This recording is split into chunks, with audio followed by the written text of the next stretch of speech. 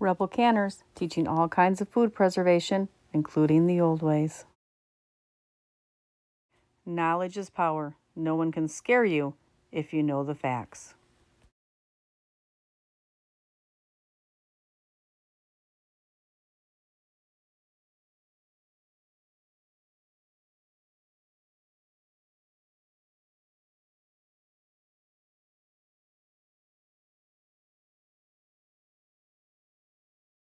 It's time for another Rebel Canners questions and answer session.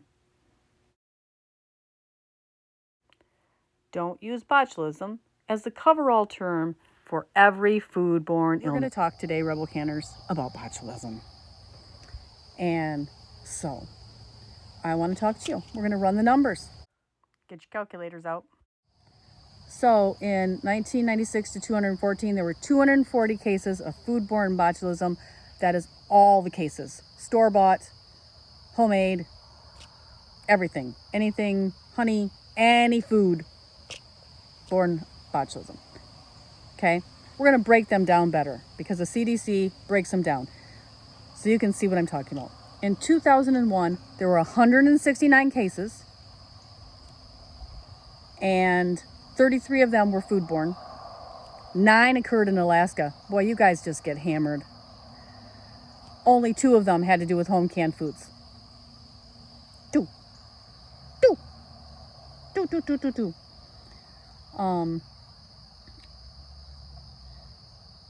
Let's pick another one here randomly. 2005, 145 cases. 18 of them were foodborne. 8 of them in Alaska. Sorry, Alaska. And only 1 was home canned food. Okay? Watch out for that fermented fish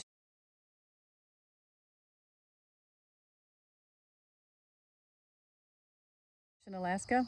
It's, more risky than anything I can. Okay? But you know what? If I went to Alaska, I'd probably try it because, it's probably really good or they wouldn't be doing it. But, there's ways around it. Heat it. I would heat it and then eat it. 2015 was the potato salad debacle. 199 cases of foodborne botulism. 99 cases of botulism. 39 were foodborne and 30 had to do with home canning. And we're going to talk about how this was a mistake that could have been prevented by following proper canning technique. Okay? But I just want you to look at how minute they are. Adding this all up from 2001 to 2017, only 98 of them, 98 cases, 2001 to 2017, 16 years, only 98 cases could be traced to home canned food. Everything else was store-bought, fermented, or honey, or whatever. But 98 out of 16 years, 98 cases. Why are people trying to scare the bejesus out of you? Why? Because they want you to buy food from the grocery store. Plain and simple. Plain and simple. In 2019, All American made 14,000 canners. 14,000 canning pots. In 2020, All American made 28,000 in the first 6 months. This year, 2020, we are doubling the amount of new canners, or some of them are upgrading, but we're going to call it new canners. I don't have the data on Presto. It wasn't available. I went, I looked, I searched it out, could not find it. In Rebel Canners alone, we have 78,565 members.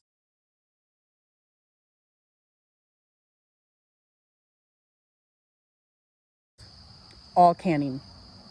If every member can just 1 canner load, and we're going to round it up to 10, because, 1 canner load. If each member in our group did 1 canner load, that would be 790,000 cans of food.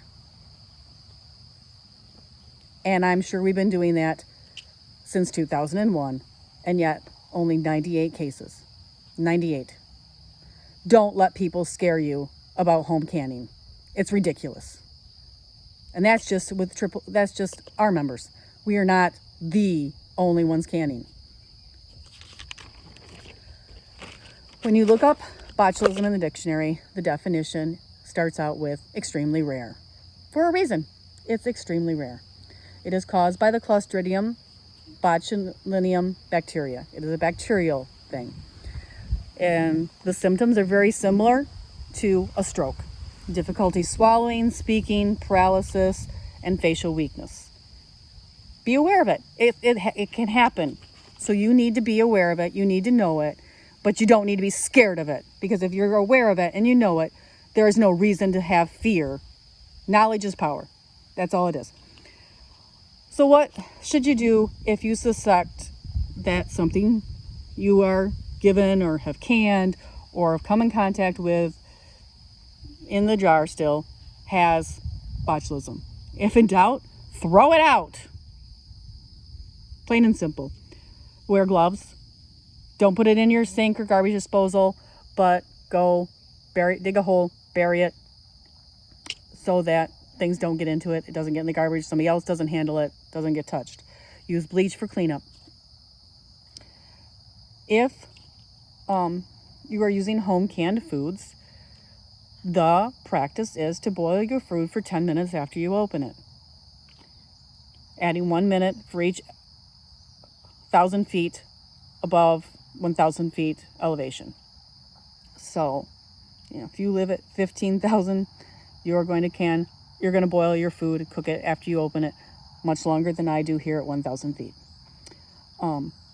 Where should you get your information? Should you get it from the You're Going to Die website of Facebook canning? No. No. Go to the National Center for Home Preservation or the Bald Blue Book. Use those resources to get the right times so you can do your canning safely. I want to talk about botulism a little bit more. Still going into it here. Flip the page so I don't forget. I've outlined all these things I want to talk about. We're going to just go into it today. All right. There is 3 things that are referred to as botulism. Okay. You have the actual bacteria. You have the spores, and the spores form a toxin. Okay. They're all used interchangeably, but they're not the same thing. The bacteria die at 212 degrees Fahrenheit, which is boiling. In anaerobic conditions, as in a canning jar, if they aren't killed, they can form spores.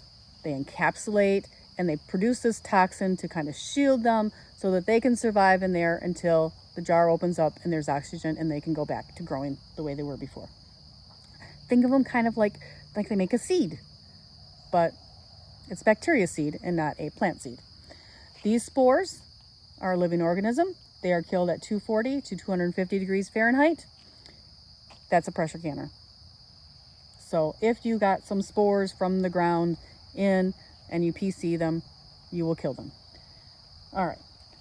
The toxins themselves are heat sensitive. So if the toxins have formed in something you canned and you heat it to 180 degrees Fahrenheit, which is just under boiling, you will neutralize the toxin. You don't kill a toxin because the toxin is not alive. You neutralize it. You render it harmless.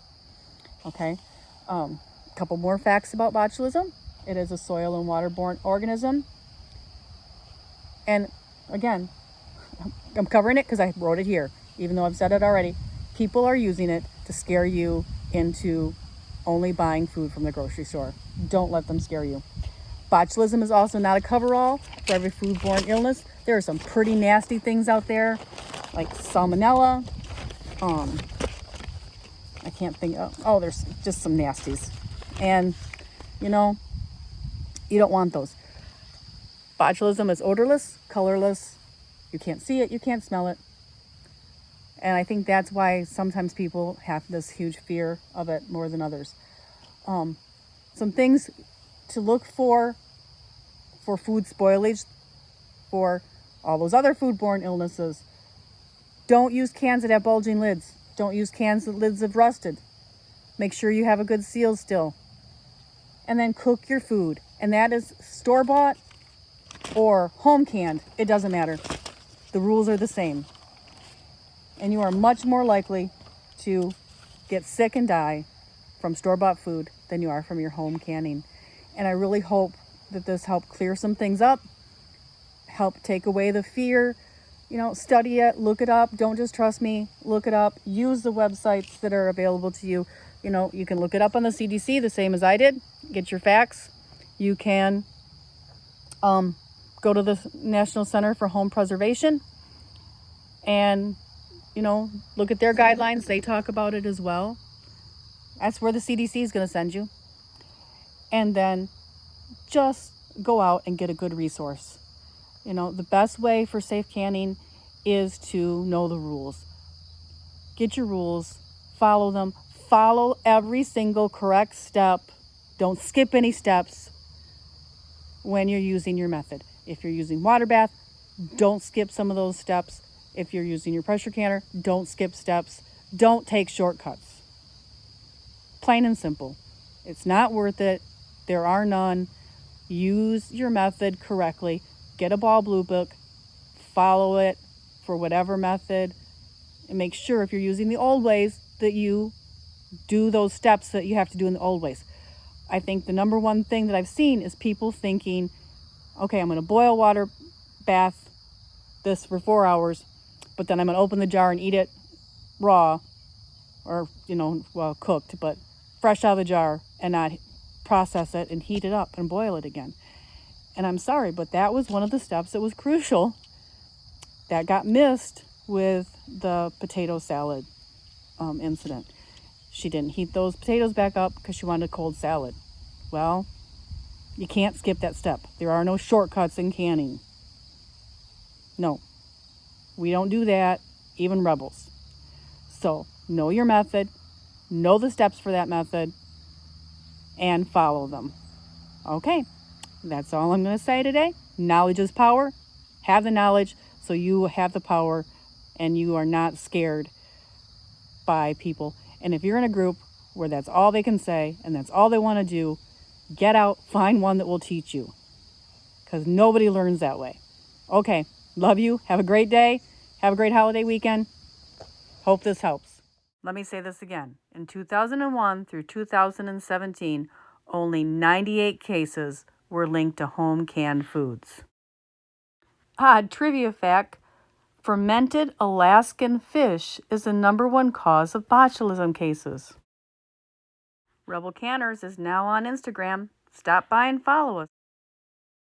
Don't forget to subscribe, hit the like button, and ring that bell if you want to be notified of our next episode. Rebel Canners Cookbook is available on Amazon, Barnes & Noble, and Walmart.com. The best is yet to be. Stick around. Time for some relaxing pursuits this holiday weekend.